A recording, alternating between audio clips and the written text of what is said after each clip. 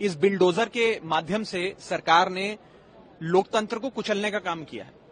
अगर देश में निष्पक्ष चुनाव आयोग नहीं होगा जो चुनाव कराता है, तो क्या निष्पक्ष चुनाव हो सकते हैं? अगर इंडिपेंडेंट अनबायस्ड इलेक्शन कमीशन नहीं होगा, तो क्या इंडिपेंडेंट अनबायस्ड इलेक्शन हो सकता है? ये सवालिया निशान खड़ा होता है। सुप्रीम कोर्ट ने एक फॉर्मूला दिया और कहा कि 3 मेंबर की समिति बनाइए, प्रधानमंत्री, नेता प्रतिपक्ष और चीफ जस्टिस ऑफ इंडिया, और ये समिति तय करे कि कौन चुनाव आयोग में बैठेगा, उसका गठन कैसे होगा।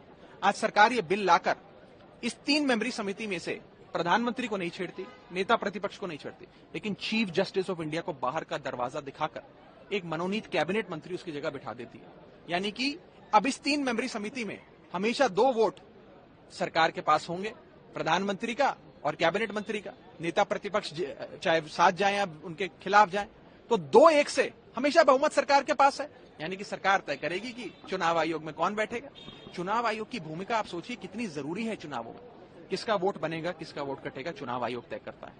ईवीएम मशीन कहां कहां जाएगी, कैसे कैसे इस्तेमाल होगी, कैसे उसकी काउंटिंग होगी, उसका नियंत्रण, उसका संचालन, उसकी स्टोरेज चुनाव आयोग करता है।